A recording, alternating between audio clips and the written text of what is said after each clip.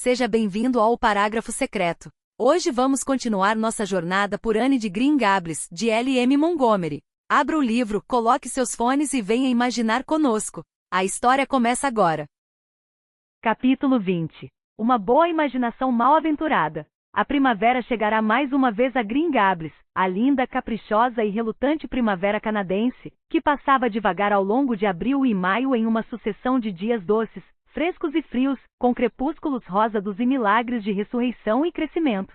Os bordos na trilha dos amantes estavam com botões vermelhos, e brotos espiralados de samambaias despontavam por todo o gorgolejo de dríade. Nas terras ermas acima e ao longe, atrás da propriedade do Sr. Silas Sloane, as anêmonas brotavam, como se fossem estrelas brancas e rosa por baixo de suas folhas marrons. Todas as meninas e todos os meninos da escola passaram uma tarde de ouro colhendo-as, voltando para casa em meio ao crepúsculo sem nuvens e ecoante com braços e cestas cheios de despojos florais. Sinto muita pena das pessoas que moram em terras onde não há anêmonas, comentou Anne. Diana diz que talvez elas tenham algo melhor ainda, mas não é possível que haja algo melhor do que anêmonas, não é, Marilla? E Diana diz que se eles não sabem o que são anêmonas, não vão sentir falta delas. Mas acho isso a coisa mais triste que há. Acho que seria trágico, Marilla, não saber o que são anêmonas e não sentir falta delas. Você sabe o que acho que as anêmonas são, Marilla? Acho que devem ser as almas das flores que morreram no verão passado, e este é o paraíso delas. Mas nos divertimos esplendidamente hoje, Marilla. Almoçamos na grande ravina coberta de musgo perto de um antigo poço, que lugar romântico. Charles Sloane desafiou Art Gillis a pular sobre o poço, e Art pulou porque não resistia a um desafio. Ninguém na escola resiste. Desafiar os outros está muito na moda. O Sr. Phillips deu todas as anêmonas que colheu para Prissy Andrews e ouviu dizer doçuras para outra doçura. Ele tirou essa frase de um livro, sei disso. Mas isso demonstra que ele tem alguma imaginação. Ofereceram-me também algumas anêmonas, mas recusei-as com desdém. Não posso lhe dizer o nome da pessoa, porque jurei jamais deixar esse nome passar pelos meus lábios. Fizemos coroas com as anêmonas, e as colocamos em nossos chapéus, e quando chegou a hora de ir para casa, marchamos em procissão estrada abaixo em dupla, com nossos buquês e nossas coroas cantando Minha Casa na Colina. Oh, foi muito emocionante, Marilla. Toda a família do Sr. Silas Sloane saiu correndo de casa para nos ver, e todas as pessoas com quem cruzamos na estrada paravam e ficavam olhando para nós. Provocamos um verdadeiro frenesi. Não é de se espantar. Quanta bobagem disparatada! Foi a resposta de Marilla. Depois das anêmonas vieram as violetas, e o Vale das Violetas estava coberto de roxo com elas. Anne caminhava por ele na ida para a escola com passos reverentes e olhos adoradores, como se pisasse em território sagrado. De algum modo, contou ela para Diana, quando passo por aqui não me importa o sigil, se qualquer pessoa tira ou não meu posto de melhor aluna, mas quando estou na escola tudo muda e me importo mais do que nunca. Há muitas Annes diferentes dentro de mim. Às vezes, penso que é por isso que sou uma pessoa tão inoportuna. Se eu fosse apenas uma Anne, seria muito mais cômodo, mas eu não seria nem um pouco interessante quanto sou. Certo fim de tarde de junho, quando os pomares estavam mais uma vez repletos de botões rosa, quando os sapos coachavam seu canto doce e argentino nos pântanos perto da beira do lago das águas cintilantes, e o ar estava repleto do aroma dos campos de trevos e das matas de balsâmicos abertos, Anne estava sentada perto da janela de seu frontão. Ela estivera estudando sua lição, mas ficará escuro demais para ver o livro, então ela passou a um ensimesmamento de olhos arregalados, olhando além dos galhos maiores da Rainha das Neves, que mais uma vez estava estrelada de tufos de inflorescências. Essencialmente, o pequeno cômodo do frontão não havia mudado. As paredes eram tão brancas quanto antes, o alfineteiro, tão duro quanto antes, e as cadeiras, com o mesmo aprumo rígido e amarelado de sempre. Ainda assim, todo o ar do quarto fora alterado. Ele estava repleto de uma personalidade nova, vivaz e pulsante, que parecia permeá-lo todo, e que era muito apartada de livros de meninas de escola e vestidos e laçarotes, e até mesmo do jarro azul rachado e cheio de botões de macieira sobre a mesa.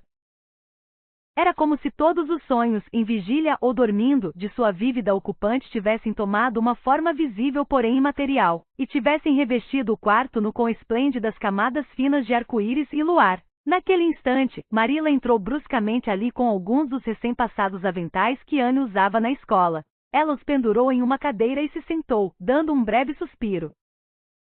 Ela sentirá uma de suas dores de cabeça naquela tarde, e apesar de a dor ter passado, sentia-se fraca e esgotada, como ela mesma disse. Anne olhou para ela com olhos diáfanos de solidariedade. Eu de fato desejo ter podido sentir a dor de cabeça em seu lugar, Marilla. Por você, eu teria suportado a dor com alegria. Acho que já fez a sua parte ao fazer as tarefas domésticas e me deixar descansar, disse Marilla.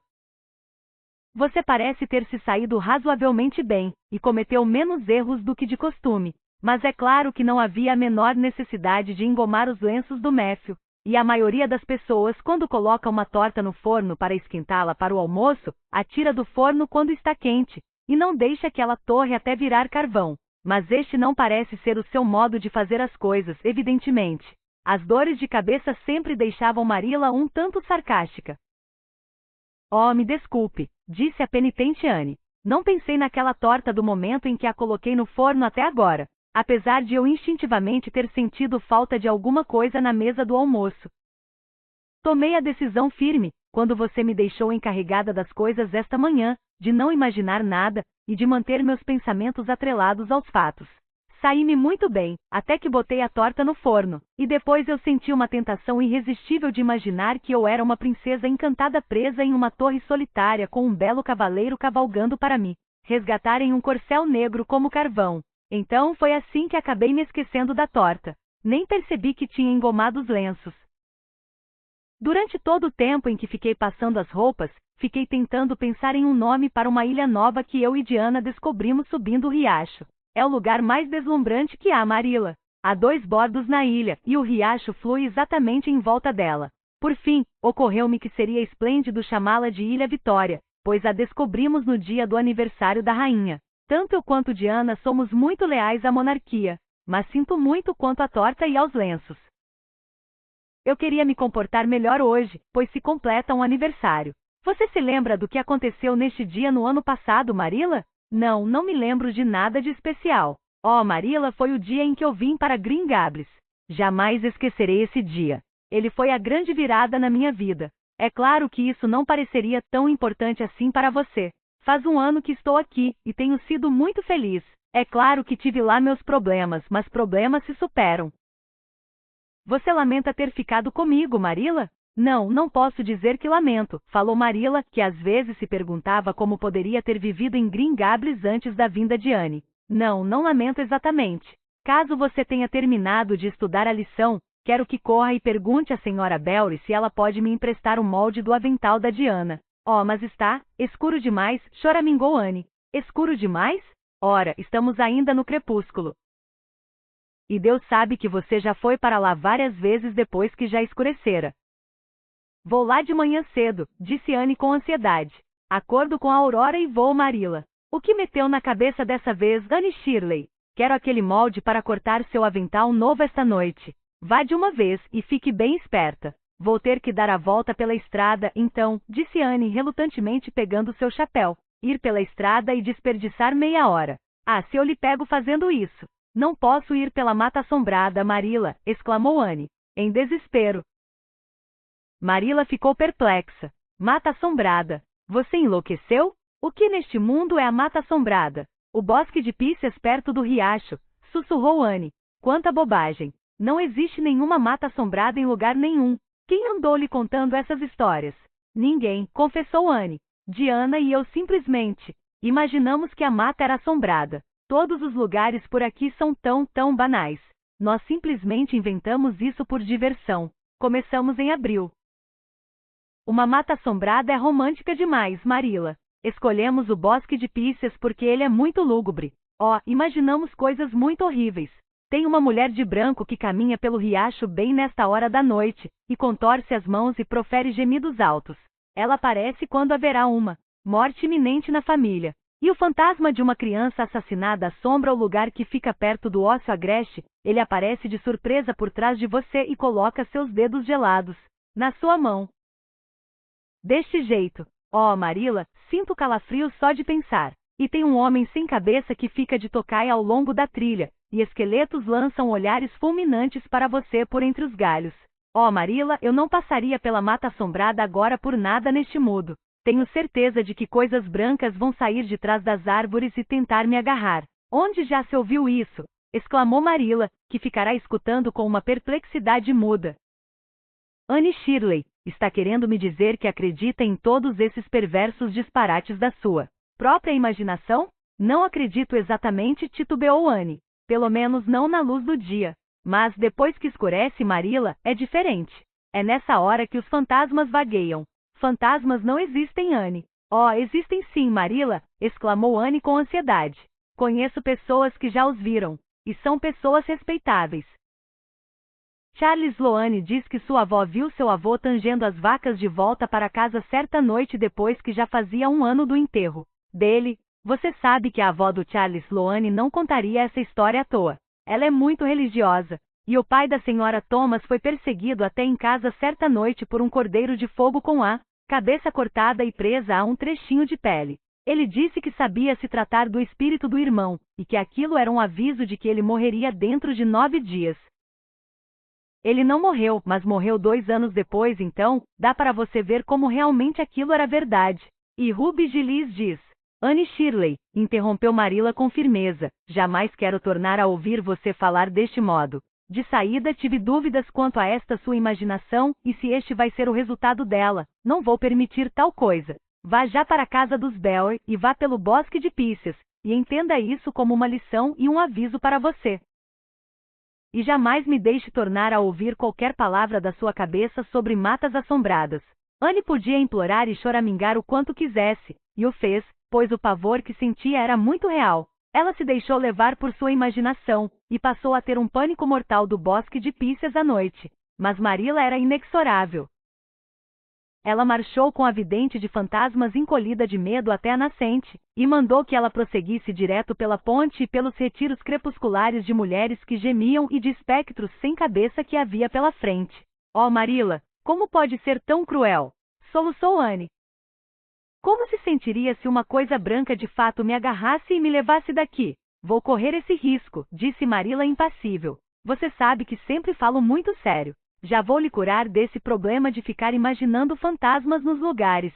Agora marche. Anne marchou. Quer dizer, cambaleou pela ponte e subiu tremendo a trilha horrível e escura à sua frente. Anne jamais se esqueceu dessa caminhada. Ela se arrependeu com amargura de ter se deixado levar pela imaginação. Os duendes da sua imaginação espreitavam em todas as sombras à sua volta, estendendo as mãos frias e descarnadas para agarrar a aterrorizada garotinha que dera vida a eles. Um pedaço branco de casca de bétula esvoaçando da ravina sobre o chão marrom do arvoredo fez o coração dela parar. O longo gemido de 2 velhos galhos grandes, roçando um contra o outro, fez o suor surgir em gotas na testa dela. Os rasantes de morcegos na escuridão acima dela eram como asas de criaturas sobrenaturais. Quando chegou ao campo do Sr. William Bell, saiu dali correndo, como se fosse perseguida por um exército de coisas brancas, e chegou na porta da cozinha dos Bell tão ofegante que mal conseguiu pedir o molde do avental. Diana não estava em casa, de modo que ela não tinha nenhuma desculpa para se demorar. A temida viagem de volta ainda teria de ser enfrentada. Anne fez o caminho de volta de olhos fechados, preferindo bater com a cabeça em galhos grandes a ver uma coisa branca. Quando ela finalmente chegou cambaleando à ponte de troncos, deu um longo e trêmulo suspiro de alívio. Bem, quer dizer então que nada lhe agarrou? Disse Marilla sem um pingo de empatia. Oh, Marilla, gaguejou Anne depois de dessa caminhada, vou me contentar com lugares banais. Chegamos ao fim de mais um capítulo. Curta o vídeo e siga o canal para continuar essa história conosco. Se quiser apoiar o canal, a chave Pix está disponível na tela. Nos vemos no próximo capítulo.